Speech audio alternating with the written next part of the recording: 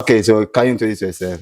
I'm Peter Mpli, the assistant farm manager of Sims Farms. Okay, so what inspired you to work at this company?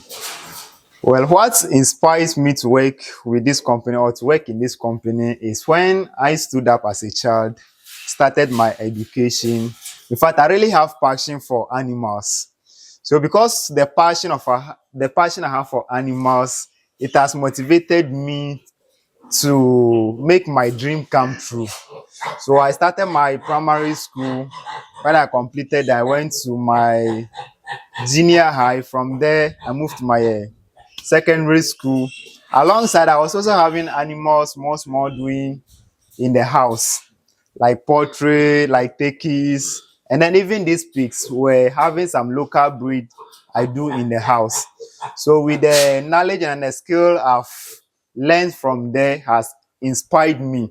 So from my secondary school, I moved ahead to Agri College, which I pursued animal health. Uh-huh. So from there, I came back to the house, and then I thought it wise. There was a company like this. Why not coming to share my experience and also learn something out of it? So that is what brought me here, to come and learn something on my job and to also share my experience I've learned from school. Okay, so like from school come here, and do internship from some place or Yes, that is when I was in school. I do go for internships in various farms across the country. okay. So you learn Yes, to please. okay. So today you want to know how to start pig farming. So what information that I need to know before I can start pig farming? Yes. If you want to go into pig farm, like I earlier on said, you don't just need to start buying your pigs, doing arranging or going around doing things anyhow. If not, you will be stuck on the way.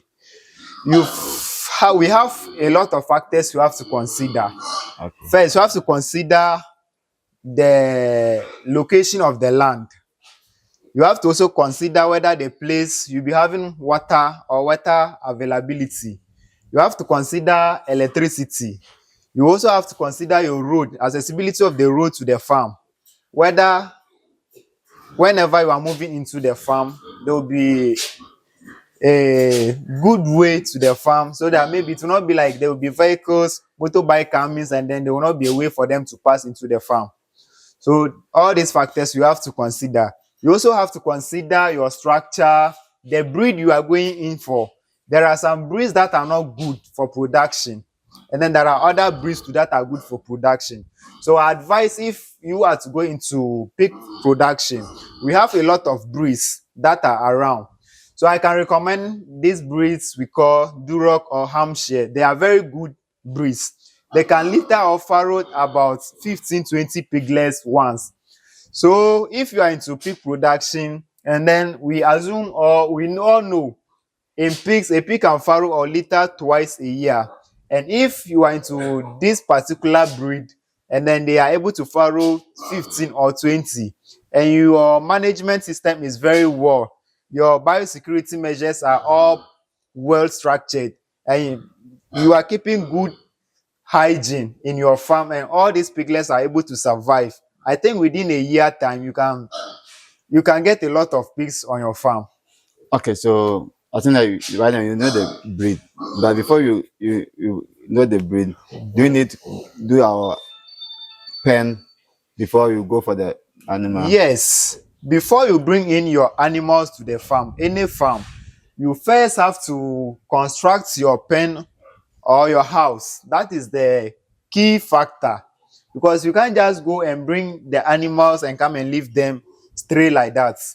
They are not like ruminants that can move around, or you should allow them to be moving out anyhow because of disease prevention and then other stuffs. So you have to put up your structure, make sure you disinfect the place, make sure there is no any bacteria or any pathogen around in the house before you bring in your animal. Eh, And whenever you are bringing in your animals, you also make sure wherever you are going to buy your stock, that farm should not be infected with any disease. Otherwise, you buy a diseased animal and bring it to your farm. At the end, you lose the animal. So when Okay. it happens, so you have wasted your capital. Okay. So right then we know that we need to do our pen. So what size of pen that we need to do? Oh, it depends. When we talk about the size of the pen, it depends on the number of pigs you want to start with or you want to raise Okay. at the farm or at that particular point. Okay. So can you give us at least one, two measurements or something that we can know we can multiply the one you want? Yes. Like let's assume you are to do maybe 5 or 6 pigs as a starter. Okay. At least you can do 50 square or 50 by 50 feet as a room. Then you can put those ones there. But in production, we don't advise you put both the male and then the females together. So in that sense, you have to do two separate rooms. You put the males at one room, then you keep the female ones to in a different room. Okay. So that it will not bring this, they will not cross, then you will not be aware or unaware crossing. Okay. So right there we know that at least the room that we need to do our pen before bringing the animal. But you are saying that you need to. So if you've done the room first, what medication that I need to apply before I will bring the animal? Yes, when you construct your room, but before you construct the room, there are, even in the room you construct, there are some factors you have to consider. Pigs, if we talk about pigs, they don't like heat, and they are animals that mostly like water. So whenever you are to construct a pig house or a pig room, we have a feeding trough which you're supposed to construct. We have a water trough you have to construct for them where they will be drinking water, where they will be feeding. And then we also have something we call wallows, where they will be bathing themselves inside. If you cannot be providing the water or you cannot be bathing them all the times, you have a place you have to create which is called wallows, so that you make sure all the time there will be water there for them to be bathing when the temperature rises or whenever they need to cool down their system, they bath inside. And then before you also bring in the pigs, you make sure you disinfect the room, every corner, every place, to be sure that there is not any disease or there is not any particle inside before you bring in your animals. Okay, so as far as you say Duok and Hampshire. We also have a breed we call large whites. Okay, so that you recommend three breeds, yes, for them to start with. I entered to the farm. I want to buy animal. At least we know that I can buy Duok or the land white also. So what questions that I can ask the farmer before I buy the animal from you? Yes, if you go to any farm or if you visit any farm and you want to buy your stock, you first ask of the genetical background of the farm, the animals. You don't just go and select any breed because you want to also have it. You have to also ask the farmer certain questions that will give you a clear knowledge about the animals you are going to buy. Okay. So that it won't happen like you go and buy some animals, you bring them to your farm and then they are not producing. Or you bring them, they will give litter or farrow, then all the piglets will be dying. When it happens that you are running at loss. So whenever you go into a farm to buy any animal for breeding purpose, you have to ask of the genetical background. You have to ask of the breeding. And whenever you are to buy such animals too, particularly let me talk about the pigs. We have something we call inbreeding, like mother to mother or a son to mother, son to daughter. It's not good. So whenever you are going to buy pigs like that, you make sure maybe when you buy the female ones, the male one you buy shouldn't come from the same mother. If possible, it should even come from different farm. Okay. It should even come from different farm, not from the same farm. But in case you doesn't get that, make sure the animals you are buying shouldn't come from the same mother. Okay. So how many months that you advise for the person to buy? Or the one that is present already? Which one? Well, it depends on you, the individual. Some prefer going for the pregnant ones. Some prefer going for the growers. Some also prefer going for the piglets. But I will advise you go for the growers. Those who that are at least 5-6 months, okay, then That one I think is a good. And then there is some features to when you are going into production. You look for those that are good breed or those that are having good characteristics. Don't just pick any animal that because you want to also come and breed. You look for the good ones that are good for crossing and then breeding purpose. Okay. So which one you have experience? Which one check this one is good for crossing? Yes. There is some animals, if you look at their body conformation, it will even tell you this animal, if I buy it, in fact, I'm going to suffer. I'm going to suffer with it. And there is some animals, if you see them, you know that this animal, in fact, if I get it's a good breed. You, the appearance of the animal will even determine. Okay. So Uh-huh. right now you buy the 5 months once you bought it to the farm. So how many months does the pig will wait before it can cross it? And what chance that you see before it can use to cross us? Yes, ideally, if you are feeding your animals properly, by 6 months' time, you should cross them. If you are feeding them well, at 6 months, you should be able to cross. And before you cross your animals too, you first look at them. Make sure the animals are on heat before you cross. And in pig production too, we have something we call heat period. We have first heat period, second heat period, third period, continuously like that. But in production, we don't advise you do when the animal come on heat for the first time. It's not advisable you cross. Though it's not taboo, but it's not good you cross. Second crossing too, when it comes with a second heat period, so you don't cross. We don't advise you cross. Wait for the third one.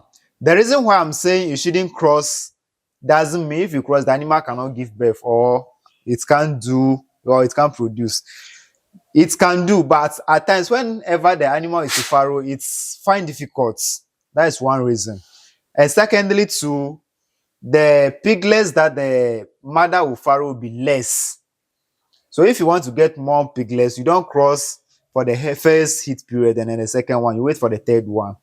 Then you cross that one, you can get more piglets. Okay. But you are saying it. What chance that I will say that this one is on it? Yes, whenever it comes on heat, especially the female ones, you see the animal will be restless. The vulva to become reddish. And then you see it will lower the shoulders too. Okay, so like the first one, it take how long before you go when you come to on it, the first one, how long it take before the it go? The heat. Yeah. Yeah, whenever it comes on heat like that, it takes 3 days. Then the heat goes back again. So when it goes back again, you have to wait for another 3 weeks before the animal will come on heat again. Wow. More than 1 month before you can cross your animal. Okay, so right now you're able to know saying that you can able to cross our animal. So when you cross today, how long it take before it can give birth? Whenever you cross the animals in pigs like this, it takes 115 days for Okay. the animal to deliver or to give birth.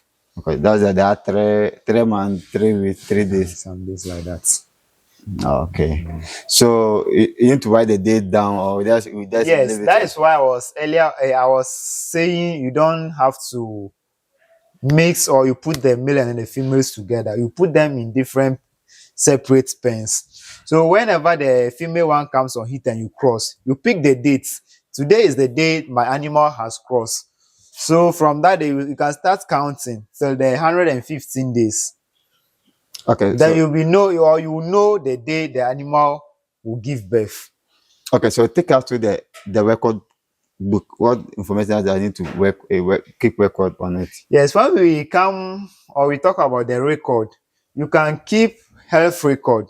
You can keep the the health record, the birth record, and then you can also keep the crossing record. That is the breeding record, and you can also keep the winning record too. Yes. Okay. So right now we find 3 months, 3 weeks, 3 days as with the animal is able to give birth. Correct. So the date which you need to be there, the animal to give birth, or the animal they can do everything themselves. Yes, the animal can deliver if nothing is wrong with it. If it's in good health, it can deliver. But then you also have to be there, or you have to be present. That if it's in daytime or if it's in the night, and then you know that if you keep your record well, and then you know that this particular demand animal will be giving birth, you have to always be monitoring the animal. In case of maybe delivering, there is some challenge, then you can assist to do that. Okay. So the animal is able to deliver successfully. The first day, do you have medication that you give to the animal? For the first day, no, we don't have any medication to give to the animal. So what time that you start apply You start medication? giving medication on the third day, Okay. So what which the is medication? iron. Okay. That's Yes, the bunnies, yes, the piglets. figures. You Okay. start giving the first iron on the third day, Okay. So after that, what and so medication? after the third day, you can wait. On the seventh day, repeat the iron again. Then you wait on the 21st day. That is 3 weeks time. Then you repeat the third one. Okay. So what time you apply deworming to them? The Wema, when they are about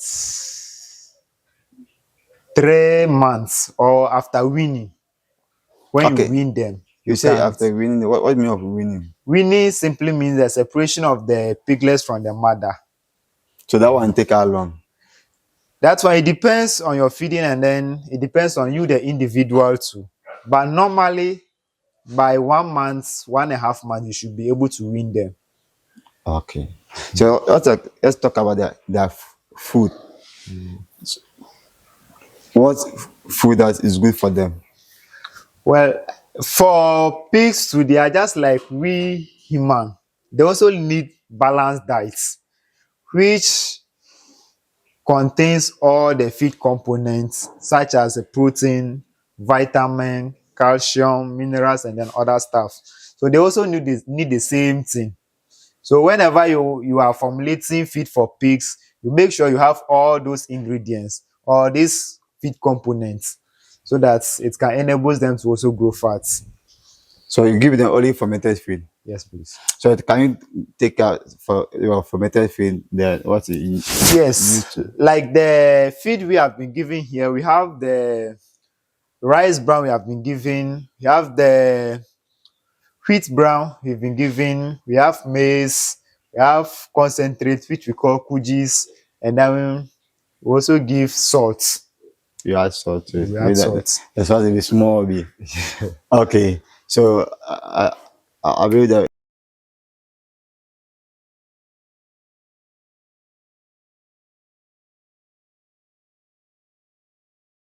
How many times do you feed them? Yeah, we feed them twice. But if they are piglets, you can feed them thrice. Okay. You know, for them, they don't like hunger. If they get hungry small, then problem come. If you are not like, you will start losing them. So you make sure for them there should be food 24/7 for them to be always feeding. Okay. I'll be here 2 days or so. I don't say that you are giving them waste food. Why you don't give them waste food? Waste food. Yeah. Yes, the reason why we don't give our animals waste food is it's a prepared food in the house, and we don't know what it contains. Maybe the waste can contain some bacteria, some disease. If you bring that waste food to the animals, then you are equally bringing in disease to them. So we don't give them waste food here. Okay. So how many times do you bath them? We bath them twice, morning and then evening. Okay. So we do a video on how to bath, so you can just click this side, and what the video is a nice way to bath the animal. So you can, maybe you don't have that experience, you can able to see the way they bath is. It's very nice. Okay, so we know all this thing. What mistake that if somebody do will affect the the business is doing? Yes. The mistake if you do here to affect your business or it will affect your farm. One is the biosecurity measure. If you play joke with it, you are going to bring in disease. And if a disease sets into your farm, especially pigs, then the whole farm is collapsing. And then two, feed. If you joke with their feeding too, you are going to lose most of them. So you have to make sure you are having proper and correct feed for them always. And pigs too, they like water, so they don't need to starve from water. Always make sure there is water with them 24/7. Okay, so somebody was about to start. So what time that the person need to call veterinary officer to be to the farm? Yes, to call a vet officer to visit your farm doesn't necessarily mean when your animal is sick before you call the person to visit your farm. Maybe day in, day out, you can just call the person to come. Oh, come and have a look of my farm, how it is. Not necessarily the animal should be sick before you call the person. So anytime you can call the vet officer to visit your farm to also check what is on grounds. Okay. So what's your daily routine? Yes, our daily routine on this farm or at the piggery unit or department is every day we make sure whenever we wake up in the morning, we have the guys around. They will come and sweep the feces first. They will follow up to bath them. After bathing, then they will bring their feed. Then they will come and feed them. Then they'll repeat the same thing in the evening. They'll come and sweep, they'll bath, and then they feed them as well, consistently every day. But is it profitable? It's very profitable if you're into pig production. Okay. So how do you sell your product? Yes, how we sell our products is whenever we are ready to sell, we only put advertisement across social medias.